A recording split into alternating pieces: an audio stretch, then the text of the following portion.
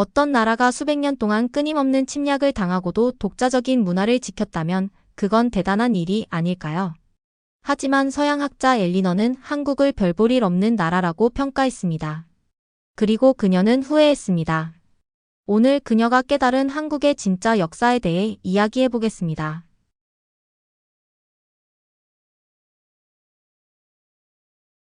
제가 서울에 도착했을 때 선선한 가을 공기가 얼굴을 스치며 지나갔어요.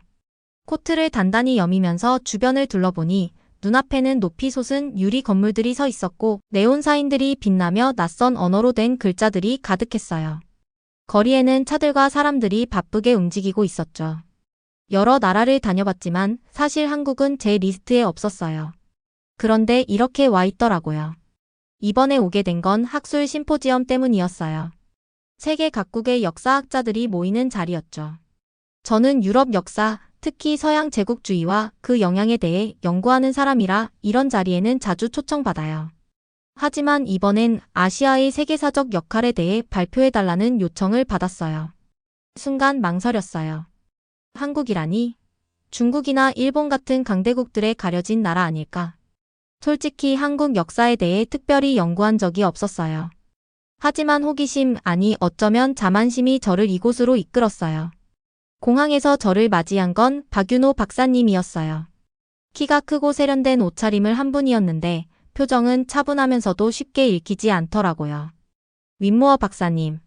그분이 가볍게 목례하며 인사하셨어요. 서울에 오신 걸 환영합니다. 저도 가볍게 고개를 끄덕이며 악수를 건넸어요. 감사합니다, 박 박사님. 공항을 빠져나와 차를 타고 도심으로 향하는 동안 저는 창밖을 바라보며 서울을 관찰했어요. 생각했던 것보다 훨씬 현대적이었어요. 빛나는 스카이라인, 질서정연한 거리, 그리고 그 안에 살아 숨쉬는 활기찬 분위기까지. 감탄스럽다고까진 아니지만 흥미롭다는 생각은 들었어요. 저녁 식사는 전통 한식당에서 준비되어 있었어요. 우리 일행에는 이탈리아 출신의 역사 전문 기자 소피아 리카르디도 함께했어요. 그녀는 손짓이 크고 말하는 것도 아주 생동감 넘치는 사람이었어요. 식탁 위에는 익숙지 않은 음식들이 가득했어요. 김치부터 시작해서 불판 위에서 지글지글 구워지는 고기, 그리고 김이 모락모락 나는 국까지. 그런 가운데 박 박사님이 조용한 목소리로 질문을 던졌어요. 윈모어 박사님, 한국의 역사적 역할에 대해 어떻게 생각하시나요? 저는 와인을 한 모금 마신 후 천천히 답했어요. 역사적으로 보면 한국은 늘 강대국들의 영향 아래 있었죠. 문화적 확산의 사례는 많지만 독자적인 혁신보다는 주변 국가들로부터 영향을 받은 경우가 많다고 생각합니다. 박 박사님은 예의 바른 미소를 유지했지만 눈빛 속에서 살짝 실망한 기색이 스쳐 지나가는 걸 느낄 수 있었어요. 저는 그런 시선을 받아본 적이 많아요. 제 연구 결과가 마음에 들지 않는 학자들이 종종 있었거든요. 하지만 사실은 사실이죠. 그런데 소피아가 피식 웃으며 고개를 저었어요. 엘레아노어, 놀랄 준비하는 게 좋을 거예요. 제가 살짝 눈썹을 들며 반응했어요. 그래요? 소피아는 고기 한 점을 집어서 상추에 싸고 마늘과 소스를 곁들였어요. 한국 역사가 중국과 일본의 그림자 속에만 있었다고 생각하는 거죠. 그럼 큰 오산이에요. 훨씬 더 복잡하고 훨씬 더 흥미로운 이야기들이 숨어 있어요. 그리고는 한 입 가득 음식을 넣고 씩 웃었어요. 그리고 사람들이 자기 생각이 틀렸다는 걸 깨닫는 순간을 보는 게 난 참 재밌더라고요. 저는 코웃음을 쳤어요. 제가 틀릴 리가 없다고 확신했거든요. 연구도 많이 했고 논문도 쓰고 학계에서 오랜 시간 논쟁도 해봤어요. 이제 와서 뭔가 새롭게 배울 게 있을까 싶었죠. 하지만 그날 저녁 박 박사님과 소피아가 저를 바라보는 눈빛에서 묘한 느낌이 들었어요. 마치 저를 시험하려는 듯한 시선이었죠. 저는 한국의 배움을 위해 온 게 아니었어요. 제가 옳다는 걸 증명하러 온 거였죠. 적어도 그렇게 생각했어요. 강연장이 가득 차 있었어요.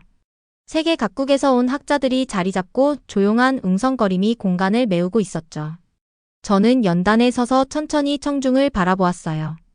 익숙한 풍경이었어요. 제 무대였으니까요.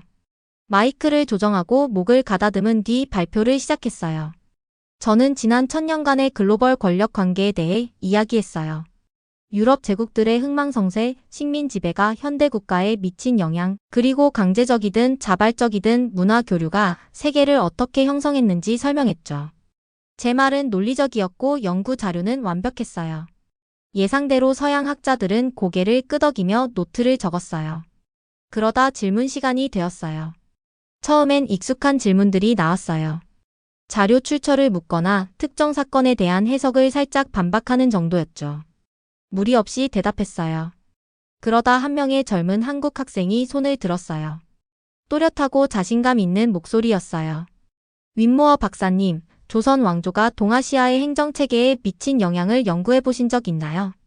저는 살짝 미간을 찌푸리며 흘러내린 머리카락을 넘겼어요. 조선은 유교 국가였고 중국의 영향을 강하게 받았죠. 전통을 고수한 나라지 새로운 체계를 만든 국가는 아니라고 생각합니다. 잠시 정적이 흘렀어요. 그리고 박윤호 박사님이 앞줄에서 입을 열었어요. 사실 조선은 동아시아에서 가장 정교한 과거 제도를 발전시켰고 그 시스템은 일본과 심지어 중국에도 영향을 주었습니다. 그리고 세종대왕의 문맹 퇴치와 과학적 발전은요. 입을 열려고 했지만 순간 말문이 막혔어요. 세종대왕. 당연히 알고 있었어요. 하지만 한글 창제 외에 그의 정책을 깊이 연구한 적은 없었어요. 그리고 과거 제도? 일본에 영향을 줬다고? 머릿속이 빠르게 돌아갔어요. 자연스럽게 자세를 바로잡으며 차분한 표정을 지었어요. 그건 흥미로운 관점이네요. 더 연구해 볼 필요가 있겠군요. 박 박사님은 고개를 살짝 끄덕였어요. 표정은 여전히 읽기 어려웠지만 그분은 알고 있었어요. 제가 방금 당황했다는 걸요. 강연이 끝나고 서둘러 노트를 정리하는데 소피아가 다가왔어요. 그녀는 의미심장한 미소를 지었죠. 자, 엘레아노어. 잠깐 바람 좀 쐬러 가야겠어요. 그녀는 이끌 듯 제 팔을 붙잡고는 시장으로 향했어요. 골목길을 돌자 활기찬 야시장이 펼쳐졌어요. 커다란 철판 위에서 떡볶이가 보글보글 끓고 꼬치에 꽂힌 고기들이 숯불 위에서 구워지고 있었어요. 붕어빵 속의 파탄금이 김을 내며 달콤한 향을 퍼뜨렸죠. 상인들은 빠른 한국어로 손님을 부르고 사람들로 북적이는 에너지가 느껴졌어요. 소피아가 손에 어묵꼬치를 쥐어주며 말했어요. 이거 먹어봐요. 망설이다 한 입 베어 물었어요. 따뜻한 국물 맛이 속을 편안하게 감쌌어요. 의외로 맛있었어요. 소피아가 활짝 웃으며 말했어요. 보이죠? 한국은 그냥 역사 속 한 페이지가 아니에요. 살아있는 곳이에요. 저는 대답하지 않았어요. 하지만 마음 한구석에서 무언가가 살짝 흔들리는 기분이 들었어요. 의심일까? 아니면 호기심? 아직 잘 모르겠어요. 하나 확실한 건 한국이 제가 생각했던 것과는 전혀 다른 곳이라는 거였어요. 하지만 그것을 인정할 준비가 되지는 않았어요. 아직은. 기차를 타고 경주로 향하는 길은 조용했어요. 가끔 한국어와 영어로 안내 방송이 들려왔고 저는 창가에 앉아 지나가는 풍경을 바라보았어요. 서울의 높다란 빌딩들이 점점 멀어지고 대신 부드러운 언덕과 조용한 마을들이 펼쳐졌어요. 맞은편에 앉은 박윤호 박사님은 책을 넘기고 있었고 소피아는 휴대폰을 보면서 조용히 콧노래를 흥얼거리고 있었어요. 제가 왜 이 여행에 동행하기로 한 걸까요? 단순한 호기심 때문이었을까요? 아니면 제 주장이 여전히 맞다는 걸 증명하고 싶어서일까요? 아니면 제가 알던 역사에 대한 확신이 조금씩 흔들리고 있었기 때문일까요? 경주에 도착하자 공기가 달랐어요. 맑고 신선했어요. 서울과는 전혀 다른 느낌이었죠. 도시 규모는 작았지만 오랜 역사의 흔적이 곳곳에 남아 있었어요. 도로 옆으로 나무가 줄지어 서 있고 오래된 석탑들이 길가 곳곳에 자리 잡고 있었어요. 관광객과 현지인들이 오가는 풍경 속에서 경주의 고요한 아름다움이 묻어났어요. 첫 번째 목적지는 불국사였어요. 사찰의 입구를 지나자 알록달록한 단청이 칠해진 기둥들과 정교하게 조각된 불상들이 눈에 들어왔어요. 공기는 소나무 향과 은은한 향 냄새로 가득했고 멀리서 들려오는 스님의 연불 소리가 분위기를 더욱 신비롭게 만들었어요. 한국이 단순한 중간 국가였다고 생각하셨죠? 박 박사님이 고요한 미소를 지으며 말했어요. 하지만 한국도 자체적인 황금기를 누렸어요. 문화와 과학의 발전을 이뤄냈고 그 흔적이 여기에 남아있죠. 단지 서구에서는 크게 주목하지 않았을 뿐입니다. 저는 주위를 둘러보았어요. 고요하지만 강렬하게 살아있는 유산들이었어요. 물론 불교 건축은 인상적이에요. 하지만 한국이 진정으로 강대국이었다면 더 넓은 영토를 확장하지 않았을까요? 중국이나 일본처럼요. 박 박사님은 대답하지 않고 저를 경내 한쪽으로 이끌었어요. 우리가 도착한 곳은 석굴암이었어요. 산속에 자리 잡은 이곳은 거대한 석조불상이 자리하고 있었어요. 정교한 조각과 균형 잡힌 구조는 말 그대로 숨이 멎을 만큼 아름다웠어요. 그 순간 소피아가 조용히 입을 열었어요.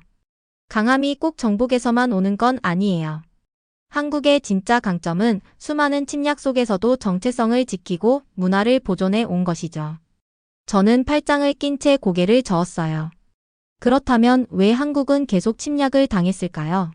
만약 그렇게 뛰어난 나라였다면 왜 더 큰 제국을 만들지 못했을까요? 박 박사님이 조용히 제 쪽으로 돌아섰어요. 한국은 확장을 선택하지 않았습니다. 대신 체제를 정비하고 문화를 발전시키고 교육을 강화했죠. 그리고 그 덕분에 그 어떤 외세에도 완전히 사라지지 않았어요. 저는 반박하고 싶었어요.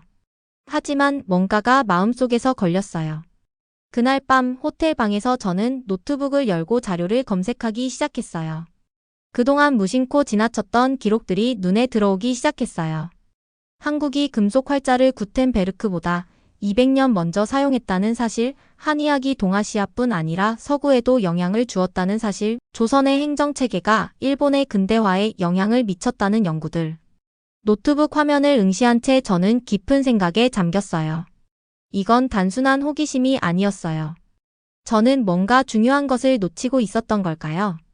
독립기념관으로 가는 길은 조용했어요. 창밖으로 나무들이 빠르게 지나가고 있었지만 차 안의 공기는 왠지 무거웠어요. 도착한 기념관은 압도적인 규모였어요. 건물 안으로 들어서자 수많은 사진과 기록들이 벽을 가득 채우고 있었어요. 과거의 목소리가 담긴 녹음들이 조용한 전시실에 울려 퍼졌어요. 거대한 제국주의의 그림자 아래 한국이 어떻게 싸워왔는지가 눈앞에 펼쳐졌어요. 조용히 전시를 보던 중 한 장의 사진 앞에서 발걸음을 멈췄어요. 그 사진 속에는 줄지어 서 있는 여성들이 있었어요. 그들의 눈빛은 어딘가 모르게 공허했어요. 일부는 카메라를 똑바로 응시하고 있었고 일부는 먼 곳을 바라보고 있었어요. 사진 아래에는 이렇게 적혀 있었어요. 위안부 전쟁 속 성노예로 희생된 여성들. 한동안 아무 말도 할 수 없었어요. 그들의 눈이 제게 무언가를 말하는 듯했어요. 잊히기를 거부하는 이야기들이었어요. 전시관 한쪽에서는 다큐멘터리가 재생되고 있었어요.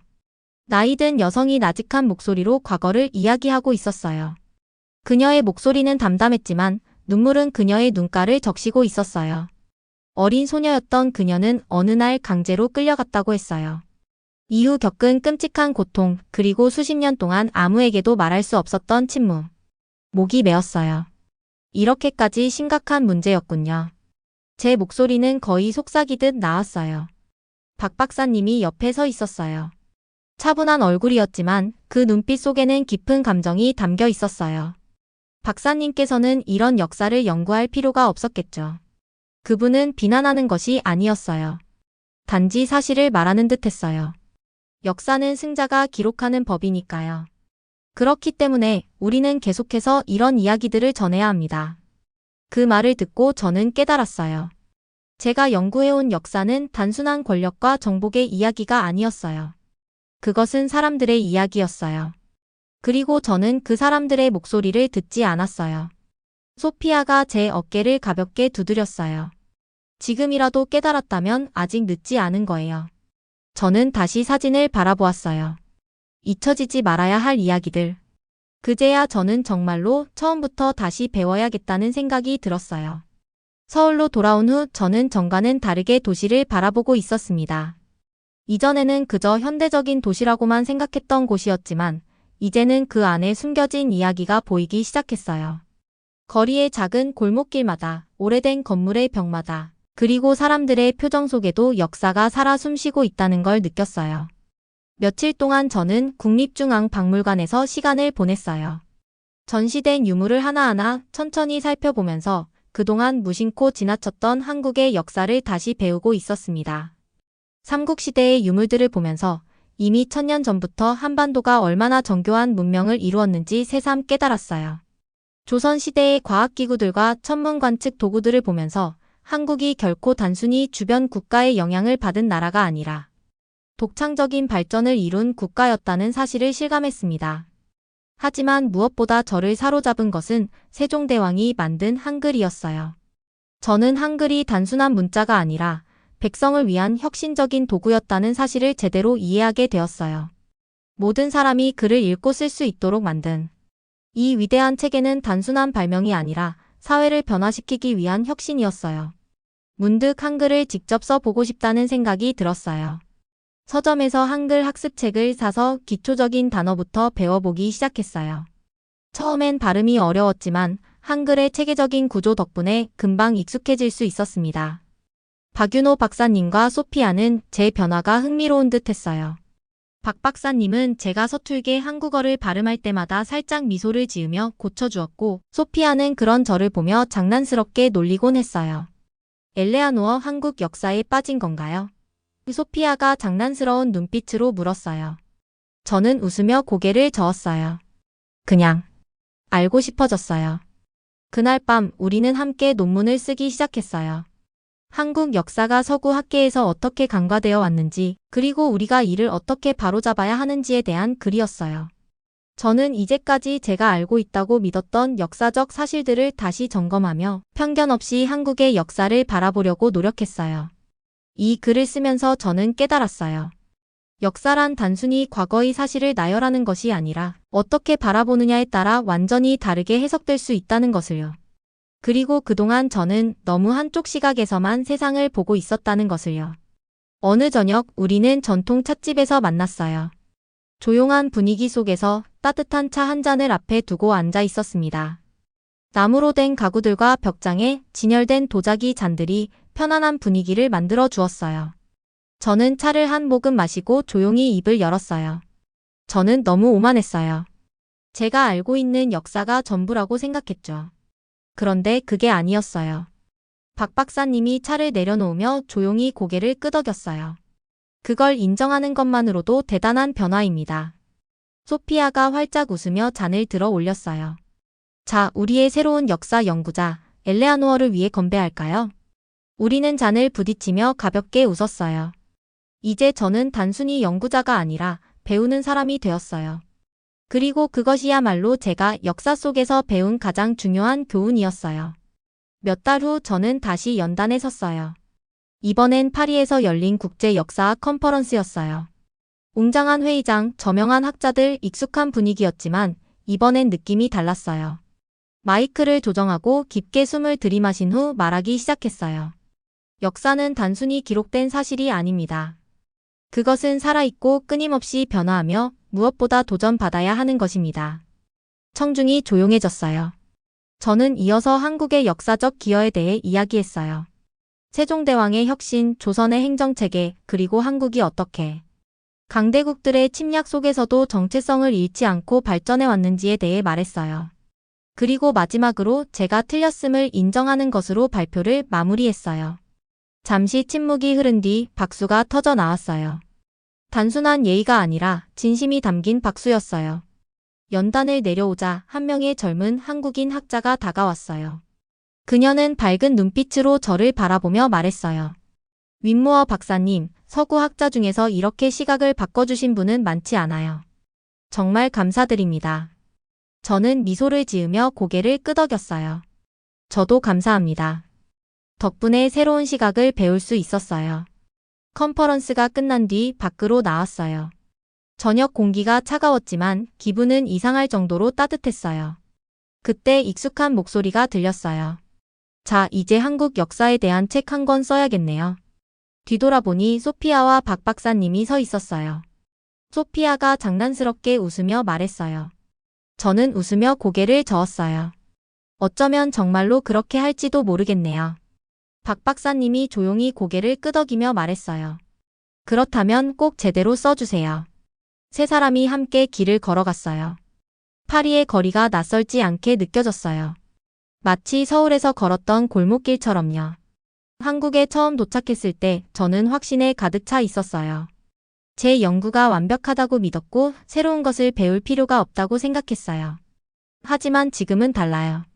역사는 절대 한쪽 시각으로만 바라볼 수 없는 것이었어요. 그리고 그것을 배우는 과정에서 저는 단순한 연구자가 아닌 진정한 역사가가 되어 가고 있었어요. 오늘 영상 잘 보셨다면 구독하고 좋아요를 눌러주세요. 영상 제작에 큰 힘이 됩니다.